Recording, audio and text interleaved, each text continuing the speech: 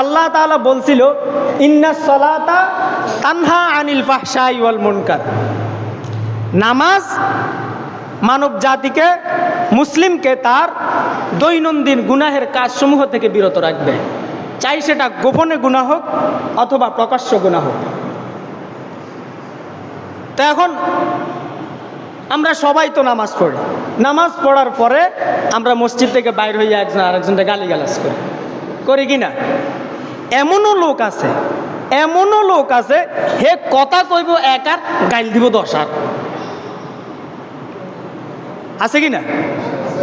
মানে হের মুখ দিয়া কথা বাইরের আগে দিয়ে বোম বাইর হয়। কি বাইর হয়?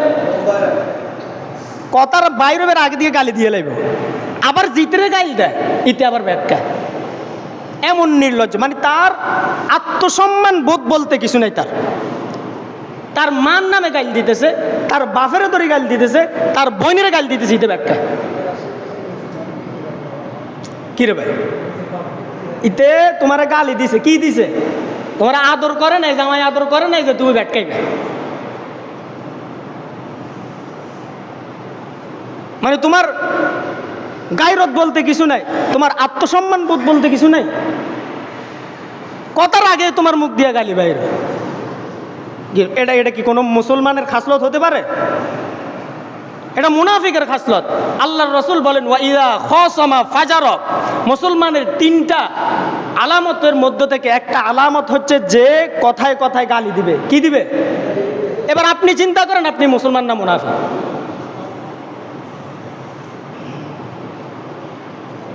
না, আমার কাছে সবচাইতে বেশি আশ্চর্য লাগে, একজনে আপনাকে গালি দিতেছে, আপনি বসে বসে ব্যাট খাইতেছেন। আবার কইল এটা বন্ধু, কি বন্ধু? বন্ধুর মারে গাল দিতেছে, বোনের গাল দিতেছে, বাপের গাল দিতেছে, ইতে বেলে বন্ধু। তো এরকম আবার ইতে কিন্তু আবার নামাজও পড়ে। কি পড়ে? নামাজও পড়ে। নামাজ পড়ে বাইরে যায় গাইল দেয়। এবার বলেন তো, এখন এই কোরআনের আয়াতের উপর প্রশ্ন ওঠে না যে হুজুর আপনি বলছেন নামাজ গালিগালাজ থেকে, অশ্লীল কথাবার্তা থেকে বিরত রাখবে, কিন্তু এই যে তো বাইরে যায় আবার গাইল দিতেছে, তাহলে নামাজ আর কোরআন দিয়ে আপনারা বাধা দিল? তাহলে মনে করতে হবে ওই সমস্ত লোক যারা ভিতরে আইসা, মসজিদে আইসা মুমিন সাজে, বাহিরে গিয়া আবার অশ্লীল কথাবার্তা বলে, মনে রাখবেন তারা নামাজ পড়তে আসে নাই, তারা শুধু উঠো এটা কি বলে, উড়ক বস, আরে উঠবেল্লাই আর বইবেল্লাই আইসে। কি করবেল্লাই আইসে? উঠবেল্লাই আর বইবেল্লাই আইসে। ইতার নইলে ইতার আর নামাজের কোনো দামে নেই। যেই নামাজ আপনাকে গালিগালাজ থেকে, অশ্লীল কথাবার্তা থেকে, সুদ খাওয়া থেকে, ঘুষ খাওয়া থেকে বিরত রাখতে পারবে না, মনে রাখবেন আপনার নামাজ কবুল হয় নাই। এবার আপনি বুঝিছেন আপনি নামাজ কি আল্লাহ তাআলার দরবারে কবুল করাইতে চান কিনা। যদি চান তাহলে এই সমস্ত কাজ থেকে আপনাকে বিরত থাকতে হবে।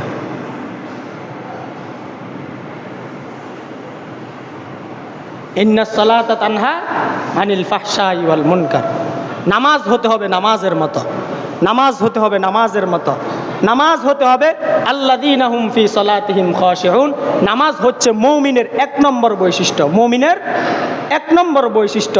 যেই নামাজ আপনি খুশু-খুজুর সাথে আদায় করবেন, ওই নামাজই আপনাকে খারাপ কাজসমূহ থেকে বিরত রাখবে।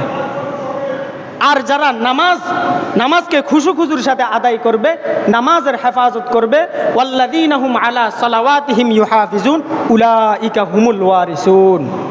যারা নামাজের হেফাজত করবে তারাই হচ্ছে ওই জান্নাতের ওয়ারিস। আল্লাযীনা ইয়ারিসুনাল ফিরদাউসা হুম ফিহা খালিদুন।